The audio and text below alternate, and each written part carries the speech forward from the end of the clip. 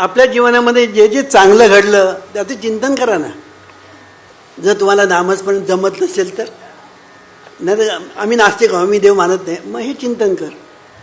आम्ही सगळं सोय करून ठेवलेली आहे. आम्ही देव मानत नाही ना, ठीक आहे, मग शुभचिंतन करायला तर काय हरकत नाही ना. मग जे जे तुझ्या जीवनामध्ये चांगलं घडलं त्याचं चिंतन कर, म्हणजे मनामध्ये घोळव. म्हणजे त्याने काय होईल, त्याने तुमच्या या कॉम्प्युटरला फीडिंग होईल. हेच इथेसुद्धा डिवाईन कॉम्प्युटर आहेच. थोडक्यात म्हणजे या शरीरामध्ये डिवाईन कॉम्प्युटर आहे, डिवाईन बँक आहे, डिवाईन टेप रेकॉर्डर आहे, अनेक गोष्टी चांगल्या चांगल्या या शरीरामध्ये आहेत. म्हणून मी या शरीराला दिव्य म्हणतो. म्हणून या शरीराला मी दिव्य म्हणतो. आता प्रत्येक ह्याच्यावर प्रवचन करायला पाहिजे. हा दिव्य टेप रेकॉर्डर कसा, तो कसं काय टेप करतो, काय पुष्कळ विषय मोठा आहे. तर सांगायचा मुद्दा असा की आपल्या जीवनामध्ये पुष्कळ चांगल्या गोष्टी घडलेल्या असतात. शुभचिंतन करा. आणि देवाची जर तुम्ही भक्ती करत असाल तर देवाचे चिंतन करा. देवाचं चिंतन हे फार महत्त्वाचं आहे. देवाचं स्मरण म्हणजे देवाचं चिंतन. देव कसा आहे, देव कसा आहे आपल्याला माहितीच नाही आहे. आणि आपल्याला जो देव कसा आहे तर सांगितलं, तो कसा आहे, तो सर्वव्यापी आहे, तो सर्वशक्तिमान आहे, तो अव्यक्त आहे, तो अदृश्य आहे, तो सामर्थ्यवान आहे, वगैरे वगैरे. त्याचं जे आहे वर्णन केलेलं आहे त्याचं चिंतन आपण करू शकतो. आता चिंतन पुन्हा कसं करायचं, तो सर्वव्यापी आहे म्हणजे तो सर्वांना व्यापून आहे, तो सर्वात आहे. मग सगळे जे लोक आहेत ना, ते सगळे लोक कोण आहेत, त्याचीच रूपं आहेत. चिंतन करा. हे चिंतन करता येतं. देवाचं चिंतन करायचं म्हणजे नुसतं अशी माळ ओढत राहिलं म्हणजे नाही, मग ते वाईट आहे असं नव्हे, वाईट आहे असं मला म्हणायचं नाही. पण देवाचं चिंतन करा. म्हणजे देवाचं स्वरूप काय आहे, देवाचं रूप काय आहे ते डोळ्यासमोर आणा ना, त्याचं चिंतन करा. ह्या जगामध्ये व्यवस्था कशी आहे पाहायला शिका. आता आमचे लोक आहेत ना, ते सांगतात आम्ही गोव्याला यायचो पूर्वी, कोकणात यायचो पूर्वी, पण आम्हाला कुठे देव दिसायचंच नाही. पण आता आम्हाला तो जो निसर्ग आहे, तो समुद्र आहे, ते पशुपक्षी आहे, त्या नद्या वाहताना, हे सगळं पाहताना म्हणाले आम्हाला परमेश्वराची त्या ठिकाणी व्यवस्था दिसते. कशामुळे, देव कसा पाहायचा हे आम्ही त्यांना शिकवलं. की देव पाहायचा, जगात देव पाहायला शिका, ते फार सोपं आहे. आतमध्ये देव पाहायला शिकणं कठीण आहे, पण बाहेर देव पाहायला शिकणं फार सोपं आहे. मग बाहेर देव पाहायला शिका. पण आपल्याला ते कोणी शिकवतच नाही. कळलं की नाही. आम्हाला शिकवणार म्हणजे काय, उपास तपास करा, तीर्थयात्रा करा, उभं आडवं गंध लावा, यज्ञ याग करा, 16 सोमवार करा, 16 गुरुवार करा. हल्ली गुरुवारचं एक फॅशन निघालं आहे. गुरुवारी काय ते अमुक तमुक केलं तर म्हणे लक्ष्मी प्रसन्न होते. अशी लक्ष्मी प्रसन्न होते काय, लक्ष्मी प्रसन्न व्हायला पाहिजे. उद्योगाचे घरी रिद्धी सिद्धी पाणी भरी असं म्हटलेलं आहे. उद्योग केल्याशिवाय, कष्ट केल्याशिवाय आणि काही होत नाही या जगामध्ये.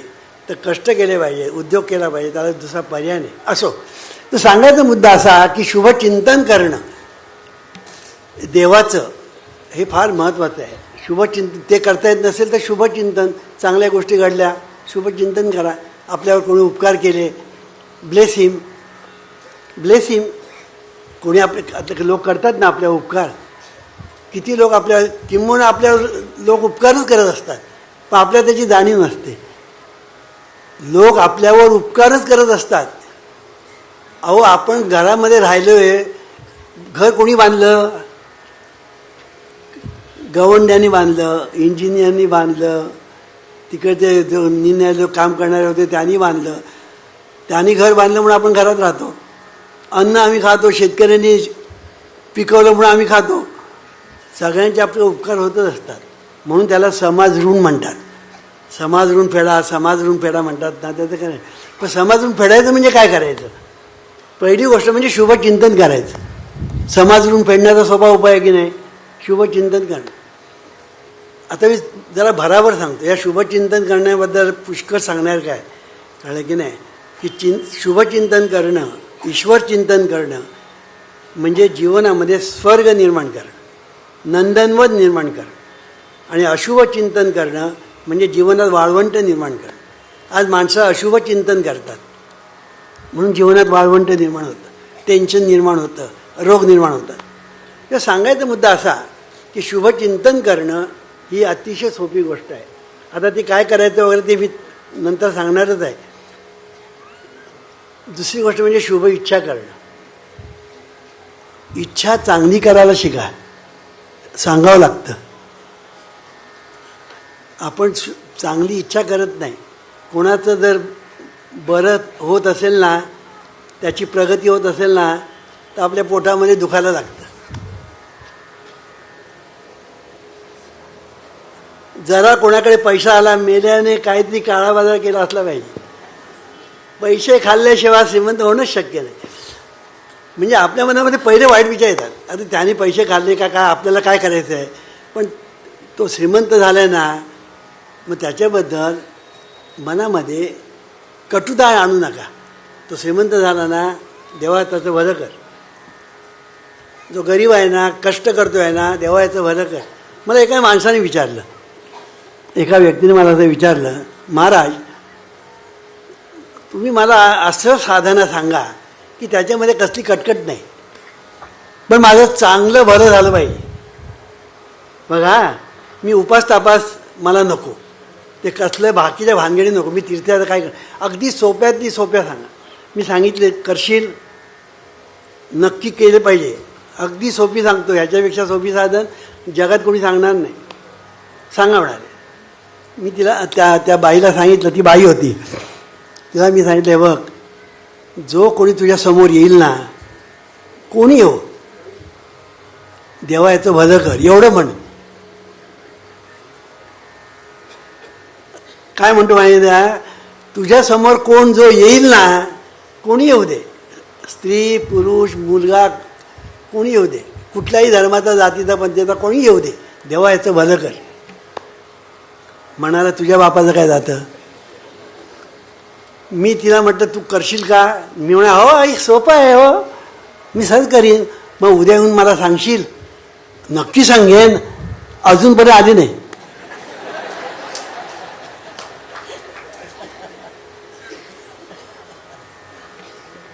अशी परिस्थिती आहे. शुभ इच्छा करणं कठीण आहे, सोपं नाही. का याचं कारण सवय. Man is a क्रिचर of habit and habit is a function of the subconscious mind. आपल्याला सवय काय झालं आहे, वाईट बोलण्याची, वाईट इच्छा करण्याची, वाईट विचार करण्याची आपल्याला सवय झालेली आहे. त्यामुळे देवाचं भलं कर, देवाचं भलं म्हणण्याला आपल्याला फार कठीण राहतं. पण म्हणून बघा तुमच्या जीवनामध्ये काय क्रांती होते ते पहा. किती अष्टाक्षरी मंत्र आहे, देवा याचं भलं कर. 8 अक्षर आहेत, अष्टाक्षरी मंत्र. ह्यापेक्षा आणखी मंत्र जगात नाही. हा मंत्र म्हणा आणि बघा तुमच्या जीवनात काय होतं. एक दिवस करून तरी बघा, मग दुसऱ्या दिवशी पाहिजे सोडून द्या. पण तुम्ही सोडणारच नाही एक दिवस केल्यावर. पण अडचण ती आहे की एक दिवस नाही, 1 मिनिट करणं कठीण. पण तुम्ही करून बघा. पण त्यातून काहीतरी एखादी माणसं करणारी असतात, नाही असं नाही. अगदीच सगळेजण या कारणाने एकदा या कारणाने सोडणे असं नाही, काही लोक करणारे पण असतात. असो, सांगायचा मुद्दा असा, शुभ इच्छा करायला शिका. आमच्या कोकणामध्ये, ह्या गोव्यात त्या मला माहीत नाही, कोकणामध्ये गारणं घालतात, कळलं की नाही. मुंबईहून तिकडे जातात की नाही, तेव्हा जाताना गारणं घालायचं अशी पद्धत आहे. किंवा दुसऱ्या काही कारणामुळे गारणं घालायची पद्धत आहे. ते काय काय कारणामध्ये एक गारणं असं घातलं जातं, महाराजा, देवा महाराजा, देवा महाराजा, तो जो माझा शेजारी आहे, माझा शत्रू, त्याला पुढली चतुर्थी दिसता कामा नये. ते सगळे जे बसलेले असतात ते म्हणतात होय महाराजा. काय इच्छा आणि काय कलेक्टिव्ह माइंड. मला सांगायचा मुद्दा हे असं चाललेलं आहे, जग सुखी होणार कसं? जग सुखी होणार कसं असे विचार करायला लागलो आपण. जग सुखी होणार कसं? नंतर पुढलं आता सांगतो, बराबर बोललो पाहिजे ना. शुभ बोलायला शिका, शुभ बोल रे नार्या, अशी एक म्हण आहे आपल्याकडे, कळलं की नाही? शुभ बोलायला शिकवावं लागतं. आमच्या वाडवडिलांनी एक प्रथा घालून दिली, संक्रांतीला तिळगुळ घ्या आणि गोडगोड बोला. मी गोडगोड बोलायला सांगावं लागतं. आणि म्हणजे वर्षातून का तर तुम्हाला आठवण करून देते, वर्षभर काय केलं मग आठवण पुन्हा. तर सांगायचा मुद्दा असा, तिळगुळ घ्या आणि गोडगोड बोला. हे जे सांगावं लागतं हीच वाईट गोष्ट आहे. आपण जीवनामध्ये जर गोड बोलायला शिकलो, कळलं की नाही, मधुर बोलायला शिकलो, चांगलं बोलायला शिकलो, तुमच्या जीवनातले प्रश्न सुटतील. तुमच्या जीवनातले प्रश्न सुटतील जवळजवळ 95%. चांगलं बोलायचं म्हटल्यानंतर काय बोलायचं आणि वाईट बोलायचं म्हटल्यानंतर रात्र पुरत नाही. मला सांगायचा मुद्दा काय, हे असंच चाललेलं आहे. हे आता वाईट बोलायला आपण जेव्हा शिकतो ना, हे शिकतो म्हणजे काय, मोठी माणसं बोलतात मग लहान माणसं बोलतात, हे ह्यालाच शिक्षण म्हणतात. हे इनडायरेक्ट संस्कार म्हणतात, कळलं की नाही? तर अशामुळे वाईट बोलण्यामुळे, अनिष्ट बोलण्यामुळे माणसाच्या याच्यामध्ये जीवनामध्ये समस्या निर्माण होतात, कळलं की नाही? एखादा ऑफिसरबद्दल तुम्ही वाईट बोललात, तो दुसरा मनुष्य त्याला जाऊन सांगतो आणि मग तो जो डूक धरतो आणि त्याचा कॉन्फिडन्स रिपोर्ट खराब करतो, मेला, असं होतं.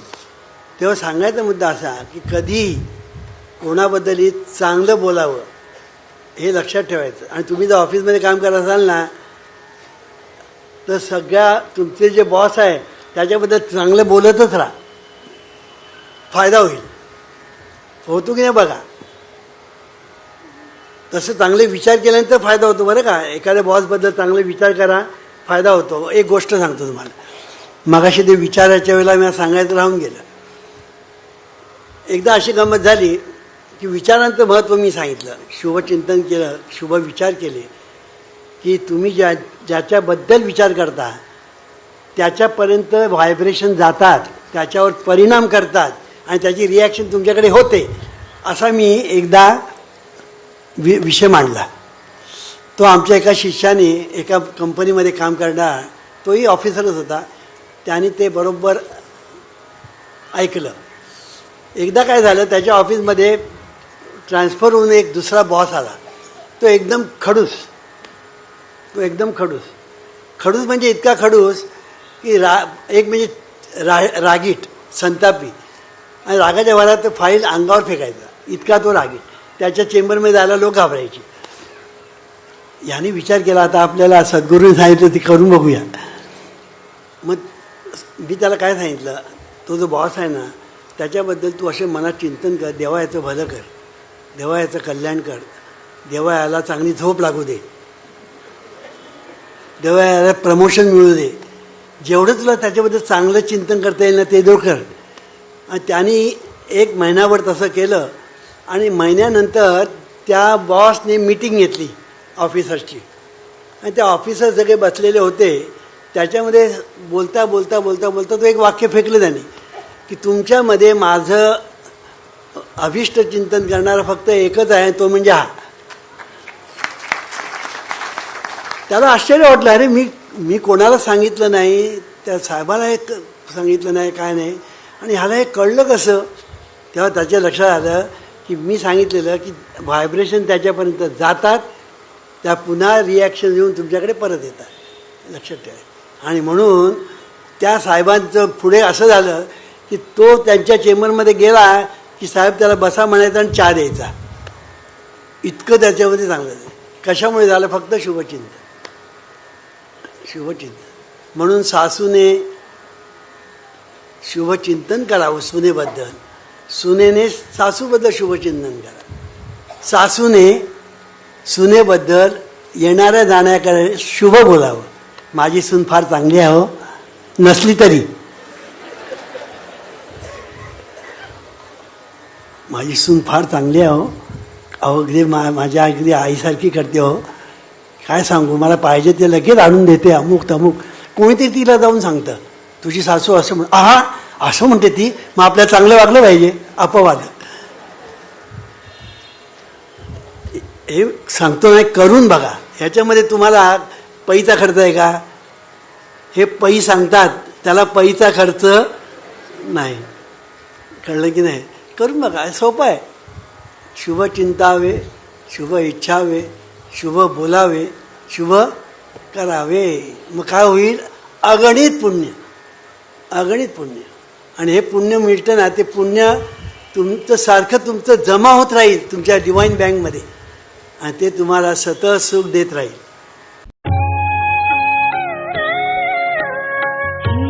ईश्वरा सर्वांना चांगली बुद्धी दे, आरोग्य दे, सर्वांना सुखात आनंदात ऐश्वर्यात ठेव.